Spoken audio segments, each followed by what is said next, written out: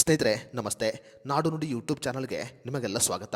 ಸ್ನೇಹಿತರೆ, ನೀವು ಕೂಡ ಮನೆ ಕಟ್ಟಲು ಸಾಲವನ್ನು ಮಾಡಿಕೊಂಡಿದ್ದರೆ, ಅಂದರೆ ನೀವು ಕೂಡ ಹೋಮ್ ಲೋನ್ ಮಾಡಿದ್ದರೆ ತಕ್ಷಣ ಈ 7 ದಾಖಲೆಯನ್ನು ಬ್ಯಾಂಕಿನಿಂದ ಪಡೆದುಕೊಳ್ಳಿ. ಮನೆ ಸಾಲಕ್ಕೆ ಸಂಬಂಧಪಟ್ಟಂತೆ ಬ್ಯಾಂಕಿನಿಂದ ಈ 7 ದಾಖಲೆಯನ್ನು ಪಡೆದುಕೊಳ್ಳದೇ ಇದ್ದರೆ ನೀವು ಮುಂದಿನ ದಿನಗಳಲ್ಲಿ ದೊಡ್ಡ ಸಮಸ್ಯೆಯನ್ನು ಎದುರಿಸಬೇಕಾಗುತ್ತೆ. ಸ್ನೇಹಿತರೆ, ನೀವು ಈಗಾಗಲೇ ಯಾವುದಾದರೂ ಒಂದು ಬ್ಯಾಂಕಿನಲ್ಲಿ ಗೃಹ ಸಾಲವನ್ನು ಮಾಡಿದ್ದು ಪ್ರತಿ ತಿಂಗಳು EMI ಪಾವತಿ ಮಾಡುತ್ತಿದ್ದರೆ, ಅಥವಾ ಗೃಹ ಸಾಲವನ್ನು ಮಾಡಿ ಆ ಸಾಲವನ್ನು ಸಂಪೂರ್ಣವಾಗಿ ತೀರಿಸಿದ್ದರೆ ತಕ್ಷಣ ಬ್ಯಾಂಕಿನಿಂದ ಈ 7 ದಾಖಲೆಯನ್ನು ಪಡೆದುಕೊಳ್ಳಿ. ಸ್ನೇಹಿತರೆ, ಮೊದಲನೇದಾಗಿ ಸಾಲ ಮುಕ್ತಾಯದ ಪ್ರಮಾಣಪತ್ರ. ಸಾಲ ಮುಕ್ತಾಯದ ಪ್ರಮಾಣಪತ್ರವು ಗೃಹ ಸಾಲವನ್ನು ಸಂಪೂರ್ಣವಾಗಿ ತೀರಿಸಿದ ನಂತರ ಬ್ಯಾಂಕಿನಿಂದ ಪಡೆಯಬೇಕಾದ ಒಂದು ಪ್ರಮುಖವಾದ ದಾಖಲೆಯಾಗಿದೆ. ನೀವು ಬ್ಯಾಂಕಿನಿಂದ ಪಡೆದುಕೊಂಡ ಸಾಲವನ್ನು ಸಂಪೂರ್ಣವಾಗಿ ಬಡ್ಡಿ ಸಮೇತ ಪಾವತಿ ಮಾಡಿದ್ದೀರಿ ಅನ್ನೋದಕ್ಕೆ ಇದೊಂದು ಪ್ರಮುಖವಾದ ದಾಖಲೆಯಾಗಿರುತ್ತೆ. ಈ ದಾಖಲೆಯಲ್ಲಿ ನಿಮ್ಮ ಲೋನ್ ನಂಬರ್, ನಿಮ್ಮ ವಿಳಾಸ, ನಿಮ್ಮ ಹೆಸರು ಮತ್ತು ಬ್ಯಾಂಕ್ ಅಧಿಕಾರಿಗಳ ಸಹಿಯನ್ನು ಮುದ್ರಣ ಮಾಡಲಾಗುತ್ತೆ. ಇನ್ನು ಎರಡನೇದಾಗಿ ಬಾಕಿ ಇಲ್ಲದ ಪ್ರಮಾಣಪತ್ರ. ಸ್ನೇಹಿತರೆ, ಬಾಕಿ ಇಲ್ಲದ ಪ್ರಮಾಣಪತ್ರವು ನೀವು ಸಾಲವನ್ನು ಸಂಪೂರ್ಣವಾಗಿ ತೀರಿಸಿದ ನಂತರ ಬ್ಯಾಂಕಿನಿಂದ ಪಡೆಯಬೇಕಾದ ಇನ್ನೊಂದು ಪ್ರಮುಖವಾದ ದಾಖಲೆಯಾಗಿದೆ. ನೀವು ಸಾಲವನ್ನು ಯಾವುದೇ ವಿಳಂಬವಿಲ್ಲದೆ ಸಂಪೂರ್ಣವಾಗಿ ಪಾವತಿ ಮಾಡಿದ್ದೀರಿ ಅನ್ನೋದಕ್ಕೆ ಇದೊಂದು ಪುರಾವೆಯಾಗಿರುತ್ತೆ. ಭವಿಷ್ಯದಲ್ಲಿ ಕಾನೂನು ಮತ್ತು ಆರ್ಥಿಕ ಸಮಸ್ಯೆಯನ್ನು ತಪ್ಪಿಸಲು ಈ ಪ್ರಮಾಣಪತ್ರವು ಬಹಳ ಅಗತ್ಯವಾಗಿದೆ. ಇನ್ನು ಮೂರನೇದಾಗಿ ಮೂಲ ಆಸ್ತಿಯ ದಾಖಲೆಗಳು. ಸಾಮಾನ್ಯವಾಗಿ ಒಬ್ಬ ವ್ಯಕ್ತಿ ಗೃಹ ಸಾಲವನ್ನು ಮಾಡುವ ಸಮಯದಲ್ಲಿ ಆಸ್ತಿಗೆ ಸಂಬಂಧಪಟ್ಟ ಸಂಪೂರ್ಣ ದಾಖಲೆಯನ್ನು ಬ್ಯಾಂಕುಗಳಿಗೆ ಕೊಡುತ್ತಾನೆ. ಅದೇ ರೀತಿಯಲ್ಲಿ ಸಾಲವನ್ನು ಸಂಪೂರ್ಣವಾಗಿ ತೀರಿಸಿದ ನಂತರ ಆ ಮೂಲ ದಾಖಲೆಯನ್ನು ಬ್ಯಾಂಕಿನಿಂದ ಪಡೆದುಕೊಳ್ಳುವುದು ಅತಿ ಅಗತ್ಯವಾಗಿದೆ.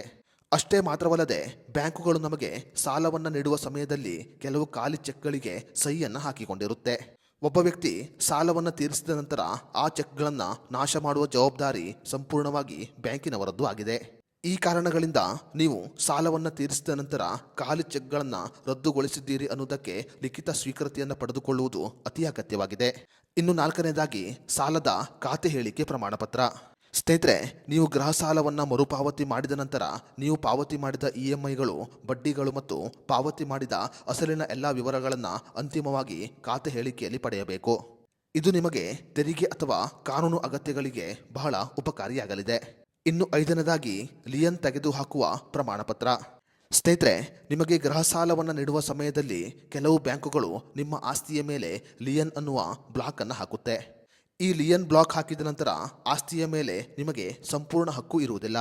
ಅದೇ ರೀತಿಯಲ್ಲಿ ನೀವು ಸಾಲವನ್ನು ಮರುಪಾವತಿ ಮಾಡಿದ ನಂತರ ನೀವು ಬ್ಯಾಂಕಿನ ರಿಜಿಸ್ಟರ್ ಕಚೇರಿಗೆ ಭೇಟಿ ನೀಡಿ ಲಿಯನ್ ತೆಗೆದುಹಾಕಬೇಕಾಗುತ್ತೆ. ಲಿಯನ್ ರಿಮೂವಲ್ ಲೆಟರ್ ಪಡೆದುಕೊಳ್ಳುವುದು ಅತಿ ಅಗತ್ಯವಾಗಿದೆ.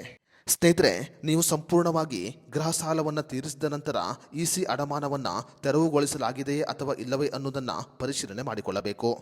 ಈ ಕಾರಣಗಳಿಂದ ನೋಂದಣಿ ಕಚೇರಿಯಿಂದ ಹೊಸ EC ಪಡೆದುಕೊಳ್ಳುವುದು ಅತಿ ಅಗತ್ಯವಾಗಿದೆ. ನೇರವಾಗಿ ನೋಂದಣಿ ಕಚೇರಿ ಅಥವಾ ಸೇವಾ ಕೇಂದ್ರಗಳ ಮೂಲಕ ನೀವು ಹೊಸ ECಯನ್ನು ಪಡೆದುಕೊಳ್ಳಬಹುದು. ಇನ್ನು ಕೊನೆಯದಾಗಿ ನವೀಕರಿಸಿದ ಸಿಬಿಲ್ ವರದಿಯನ್ನು ನೀವು ಕಡ್ಡಾಯವಾಗಿ ಪಡೆದುಕೊಳ್ಳಬೇಕು.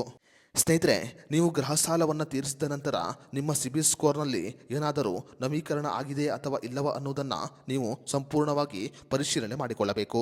ಅದೇ ರೀತಿಯಲ್ಲಿ ಬ್ಯಾಂಕಿನಿಂದ ನೀವು ಸಿಬಿಲ್ ಸ್ಕೋರ್ ವರದಿಯನ್ನು ಪಡೆದುಕೊಳ್ಳುವುದು ಅತಿ ಅಗತ್ಯವಾಗಿದೆ. ಗೃಹ ಸಾಲವನ್ನು ಮಾಡಿದವರು ಈ 7 ದಾಖಲೆಯನ್ನು ಬ್ಯಾಂಕಿನಿಂದ ಕಡ್ಡಾಯವಾಗಿ ಪಡೆದುಕೊಳ್ಳಬೇಕು. ಇಲ್ಲವಾದರೆ ಭವಿಷ್ಯದಲ್ಲಿ ಅನೇಕ ಸಮಸ್ಯೆಯನ್ನು ಎದುರಿಸಬೇಕಾಗುತ್ತೆ. ಈ ಮಾಹಿತಿಯನ್ನು ಬ್ಯಾಂಕಿನಲ್ಲಿ ಗೃಹ ಸಾಲವನ್ನು ಮಾಡಿರುವ ಪ್ರತಿಯೊಬ್ಬರಿಗೂ ಶೇರ್ ಮಾಡಿ.